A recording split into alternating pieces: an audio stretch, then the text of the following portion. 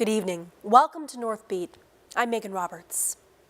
Water levels are down across the Northwest Territories and hydropower is taking a hit.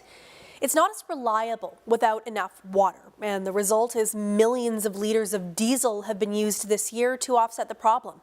Now, the Northwest Territories Power Corporation wants to take more water from a major reservoir to help fix it. The CBC's Mahnoor Mubarak has more. Dry weather conditions have caused low levels of water in the NWT. Parts of the NWT are still experiencing a severe drought, and this fall is unusually warm. Alyssa Peterson is a meteorologist with Environment and Climate Change Canada. Yeah, the weather throughout the fall, it's been very, very warm and very, very dry compared to what normals would be. The low water levels hamper hydroelectric power and have led the Northwest Territories Power Corporation, or NTPC, to request a lower minimum water level for a reservoir that supplies the snare system hydro plants that feed electricity to Yellowknife, Betchico, and Detta. Water from the reservoir flows down to those hydro plants. NTPC is asking to lower the reservoir levels by 30 centimeters in their water license on low water years. They received approval for temporary reduction in the past. A spokesperson says that this would help with maintaining hydro and avoid using some diesel. Dennis Bevington is a renewable energy advocate. He says climate change has had an impact on hydropower plants. It certainly means that they're not as reliable as they were in the past. Bevington says alternative energy sources for the NWT are solar and wind energy. Mahnoor Mubarak, CBC News, Yellowknife. People in Toledo NWT are dealing with the effects of low water levels combined with the devastating impact of this summer's wildfires. Cabins were burned to the ground. Owners were left reeling, desperate to rebuild, but getting supplies into the community is extremely costly right now. Luke Carroll explains. This is all that's left of David Etchinelli's cabin. Etchinelli says they use the cabin to go on spring hunts and to catch fish. And now he's lost everything. We got lots of fish net and everything, blankets, or a shell, shotgun shell and everything, and two screw in the freezer. Yeah, the canoe, two-man canoe, and all this stuff like that. The area had special importance for many in the community, including Toledo Chief Frank Andrew, who also had a cabin at 12 Mile Point. Probably like our second home in the bush. That's why we're building that 12 miles road. Etchinelli says he wants to rebuild. The reason I built a cabin there because of my dad, my mom, my auntie, and my grandpa. They're buried there, the graveyard. But rebuilding may be a challenge. There were few barge shipments this summer to bring in building supplies. And there's fear the winter road could be delayed. The cost of flying supplies in is extremely high. But Etchinelli says he's determined to rebuild and is looking for any support he can get to do so. Luke Carroll, CBC News, Toledo. The COP28 climate conference has wrapped up with some groundbreaking language in its final communique, but it still falls short in the minds of many. The CBC's Susan Ormiston has the details. Hearing no objection, it is so decided. And so COP28 came to a dramatic close. The oil executive who guided these talks helped pull out a climate deal after nearly losing it. Make no mistake, historic package to accelerate climate action. It is the UAE consensus. At dawn, the final day with COP into overtime. One cappuccino. Some caffeinated energy just in time for a new draft of the agreement, including the most contentious issue, fossil fuels. The global stocktake, the agreement, calls on governments to transition away from fossil fuels, accelerating action in this critical decade. It's a pretty extraordinary turn of events for this process, where we've spent the last 30 years talking about climate change and talking about emissions, but never talking about the cause of those emissions, fossil fuels. Saudi Arabia and others had been blocking the targeting of fossil fuels. Will you be asking for changes, sir? But after all-night negotiations, they did not formally object. I think there were times in the last 48 hours where some of us thought this could fail. CCS is a lie. The pressure for a phase out or phase down with protests till the final hours fell short. Those words red lines for several oil-producing countries. The agreement is non-binding, and critics pointed to loopholes which could benefit oil and gas expansion. It doesn't say that we need to end the expansion of fossil fuel production, which we do, actually. And in a consensus vote, there were still objections from the small island states. Course correction that is needed has not been secured. That drew a standing ovation and comfort for another delegate who was overcome with the moment. It's not the transformational leap that we all need. Thank you so much. But there were clear directions to triple renewable energy such as solar by 2030. A loss and damage fund with millions of dollars pledged. An early win for Al Jaber's team, who formally wrapped up the conference with a golden gavel. Dubai's COP made progress, but it's incremental. The UAE, which hosted the largest climate conference ever, will consider this a success. But scientists warn that the world is already far off its targets set back in Paris 8 years ago and needs to transition faster. Susan Ormiston, CBC News, Dubai. A critical message that health experts brought to COP28 this year is the link between healthy people and a healthy planet. One of those experts is Dr. Courtney Howard, an emergency room physician in Yellowknife. She has been an outspoken leader on the impacts of climate change on health. She was in Dubai for the summit, and she was there for that last communique. She told the CBC's Lawrence Nayali what she thinks about COP28's grand finale. We headed into COP as a global health community with the call for fossil fuel phase out to be clearly stated in the documents. And that was because, we're seeing already these impacts that we've already experienced ourselves. And we know that because of warming already built into the atmosphere, we're going to continue to see warming for at least another 15 years. And so when you think about what that means and what that's going to look like to try to adapt to that, we definitely need to stop the drivers of all of this as quickly as possible, because I'm lucky to get to spend time with a lot of the absolute global experts, and none of us think that we're going to be able to adapt in a way that will feel good to us. If we head to where we're going. And so we didn't get the language that we were looking for, but we did get language that clearly says that we need a transition away from fossil fuel generated energy, and also includes a commitment to a tripling of renewable energy capacity by 2030 and a doubling of energy efficiency, as well as commitments to decrease methane, which is a really potent greenhouse gas, by 2030. And so it's the first time that fossil fuels have really been named as a culprit in these documents. We've sort of gotten the people on behalf of the fossil fuel industry have tended to win and had it all be about emissions. And so then we're sort of dancing around the source of all of it. And so this time it actually says fossil fuels. And when you look at reactions to it, most of the environmentalists and policy people have been fighting really hard, still see this as a really significant win. Alberta does not have an effective strategy to ensure oil sands mines are properly closed by their operators. That is according to a new report released by the University of Calgary. The report says the active footprint of oil sands mines was around 105,000 hectares, according to the latest data from 2020. Of that, only 104 hectares total had been certified as reclaimed, and cost estimates for cleanup have varied from $45 to $130 billion. The report's authors are concerned that without a public inquiry and change from the Alberta government, taxpayers will be left holding the bill instead of operators. The Yukon government says it's in dire need of health workers to help deal with a growing and aging population and the current drug crisis. Today, it released a strategy to deal with the problem. It's called the Health Human Resources Strategy. It looks at a number of factors exacerbating the issue, including the housing shortage, limited training opportunities, and complex certification and licensing. The strategy outlines 25 recommendations to implement over the next 3 years, such as identifying gaps in the system and creating more training opportunities for Yukoners. To support the implementation of the strategy, Our government is investing an additional $3.3 million between now and April 1st of 2025.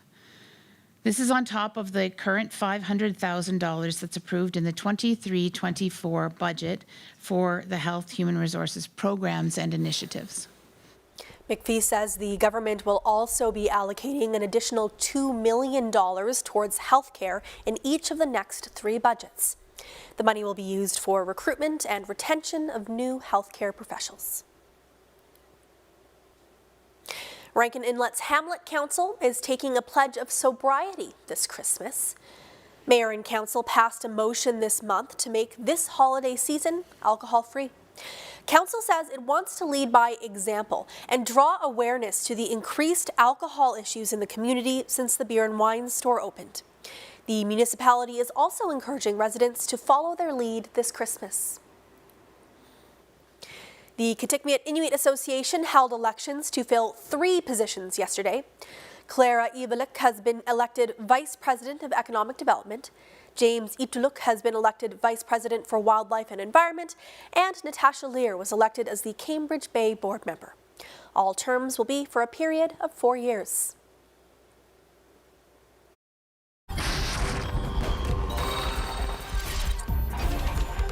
How can any of this be fair? Now you might think, hey, we just need more doctors, but that's not really it. A ration scheme here shows you where it starts, where it ends. Were you really willing to risk that job? Yes. At Thunder Bay's favorite festival, Wake the Giant. Ta-da! There it is.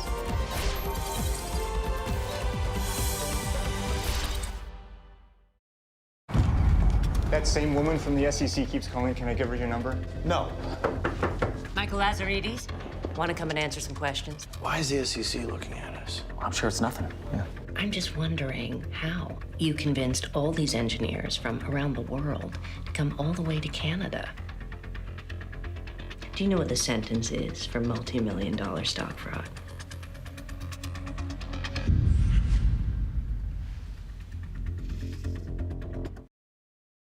We carry a world of information in our pockets because we want to know. Breaking news that shapes your world. All right. Reporting from the scene onto your screens. It goes on like this, and on and on and on and on. It's news you can trust, delivered when you want, where you want. On Canada's News app. Download the free CBC News app. It doesn't matter how full of people your house is as long as it's full of love. Now today is not about the future, it's not about the past, it's about this moment.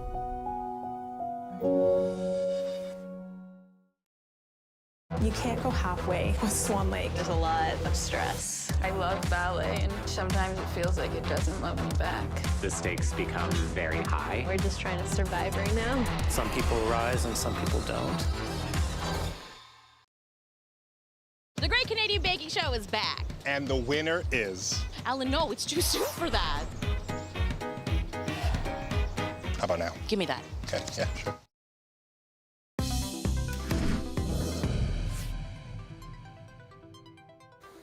There's new data that shows children in the Yukon have more access to childcare now compared to 4 years ago. In 2019, 59% of children were in childcare. In 2023, it rose to nearly 67%. But as Rafsan Fruit-Jugal reports, demand remains steady. Statistics Canada says more than 65% of children 5 and younger are in childcare in the Yukon. That looks like roughly 1,800 kids. For comparison, the Northwest Territories and Nunavut have been trailing behind at 49% and 32.2% respectively.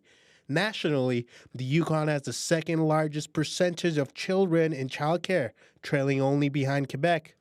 I think there's a couple of different factors. I can speak for Yukon. Some of the strongest drivers for the increase in the proportion of children in childcare is availability and affordability. More spots, less costs. But the anxieties new parents feel are still real. I think the daycares are trying to figure out how and if and when they can take you. So it was I had to like actually go in and be like, let me pay. Now I have a spot. But then the anxiety was probably more around aligning that with my fear that I would have to extend my maternity leave. And while the territory's capacity has increased, demand remains steady. Yeah, so we have a wait list for our CASA program, which is the 3 to 6, and we have a wait list for the toddler program, which is the 18 months to 3 years. So for both of those wait lists, we have about 60 children on each. Price says some of these parents on the wait list can expect to wait over a year. To get around that, parents are hedging their bets by being on multiple wait lists for childcare. I have a 3-year-old. And we've been at this facility for a year now. And you know, prior to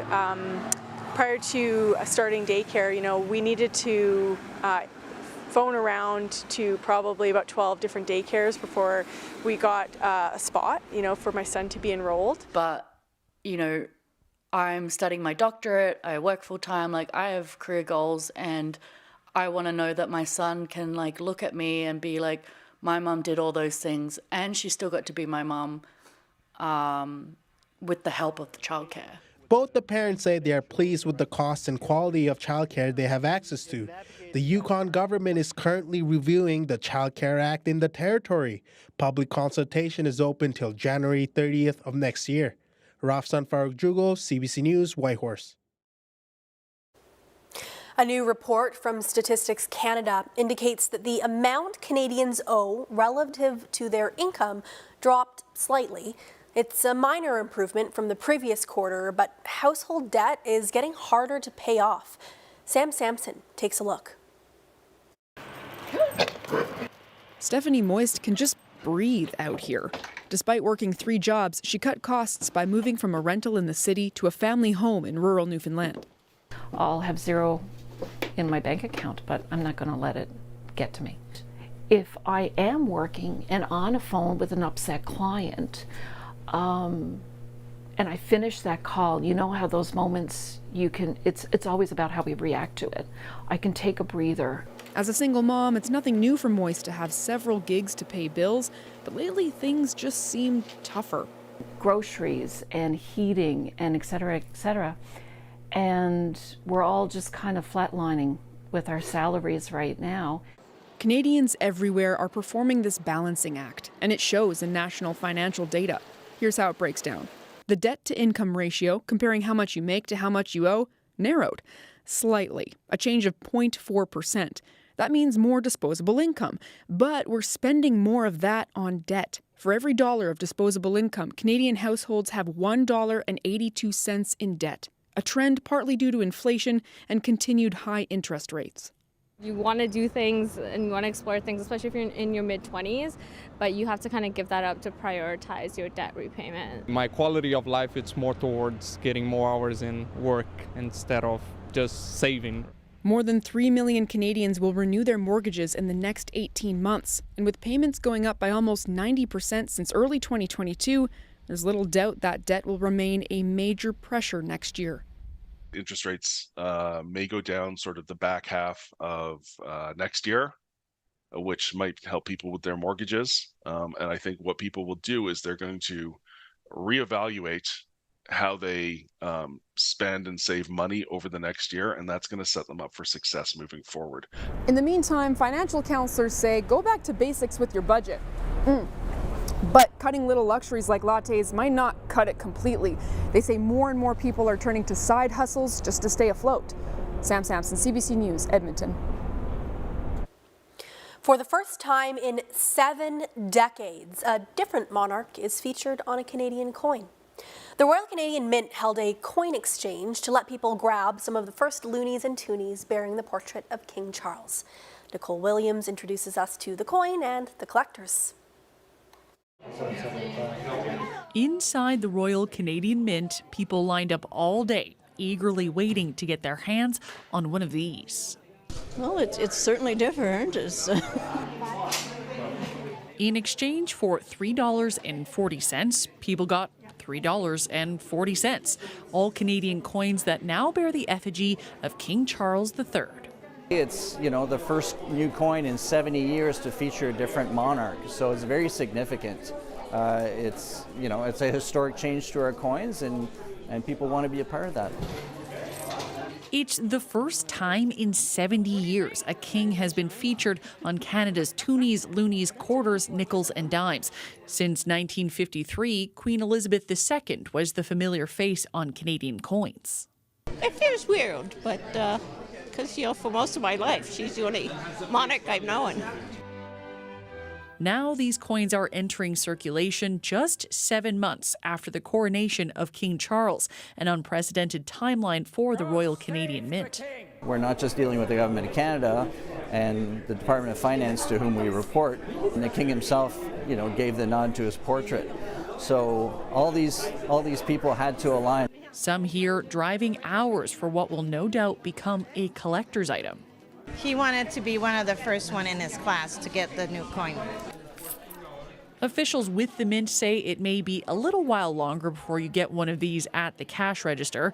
Entering new coins into circulation takes time. Nicole Williams, CBC News, Ottawa. An Inuk born in Kugluktuk has made it into the Year of TikTok 2023 report.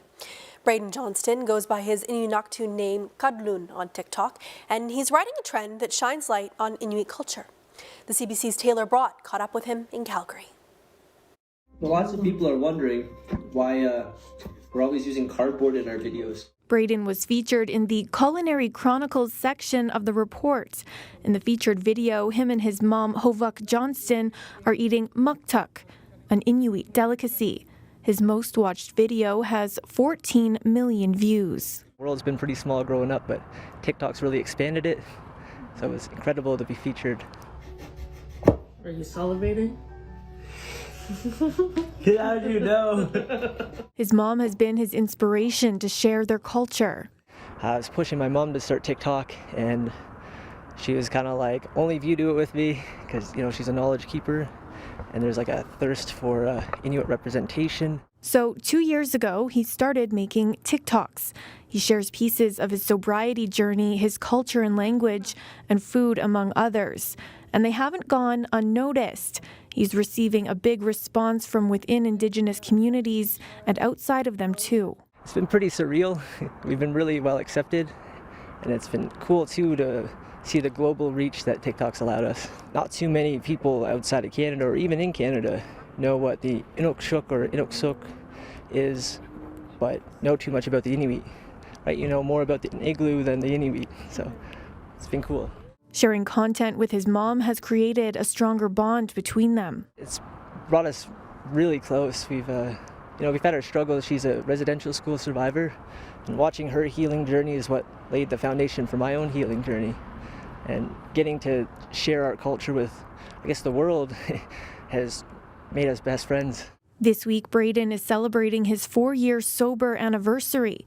He plans to continue using his growing audience to educate people about culture and his sobriety journey. Taylor Brott, CBC News, Calgary.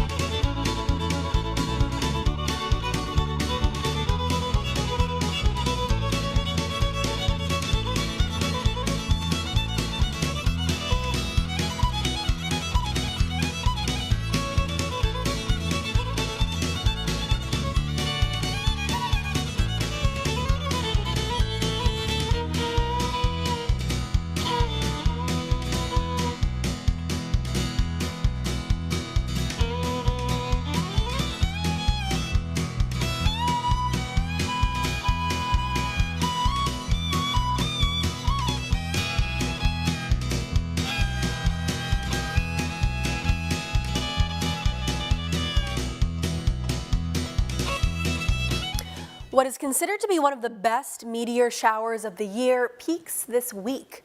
1 or 2 meteors are streaking across the night sky every minute. Here's a closer look at this cosmic spectacle.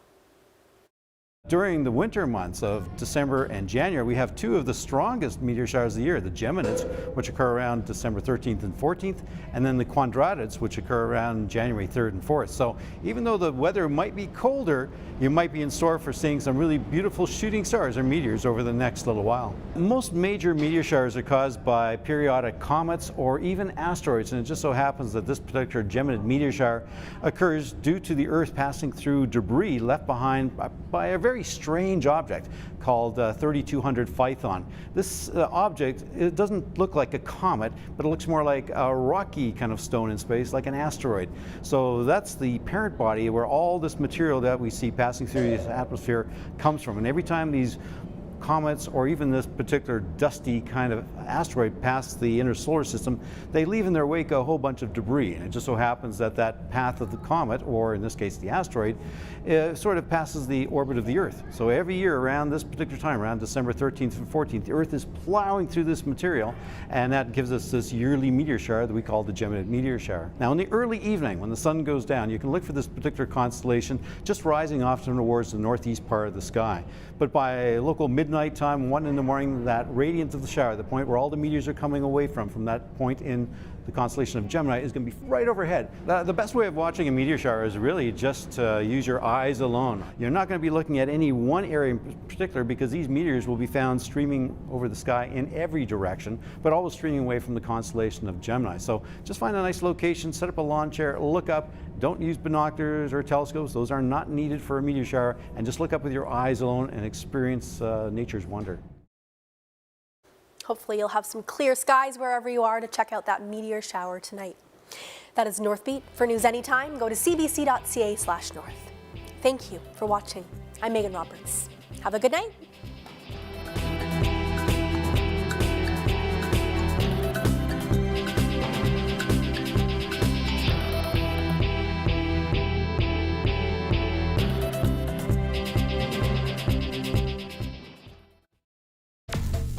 Particular skill set can be helpful to us. She's a con artist. Instead of using your talents for crime, you'll be playing on our team. I'm a cop. You're not a cop. You have a badge? Not yet. A gun? Soon. Not ever.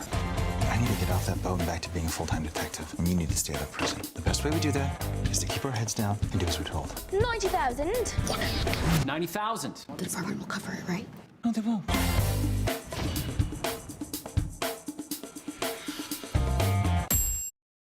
Merry Christmas. Ho, ho, ho.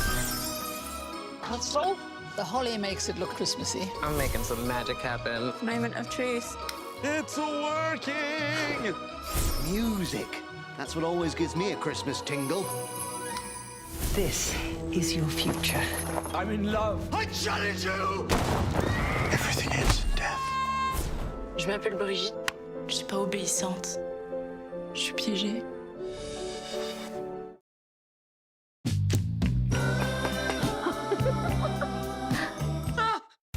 I was a grade 9. Mr. Critch, you need glasses. Glasses? No. I just think the chalk is just a little soft. One of these days, we're gonna have to grow up. But today is not that day. I don't want us to get older either. Son of a Critch. Watch free on CBC Gem. The Great Canadian Baking Show is back. It's time to get whisked away into a magical 10. Whisked away? I see what you did there. It has begun. Alan, please don't start with a donut pun competition. I got my eyes on the pies. We got a snake on the plane. What? Prepare for emergency landing. Hang on, guys. Alex liked things safe. Maybe you just haven't been taking the right risks. You might find you like dancing with danger.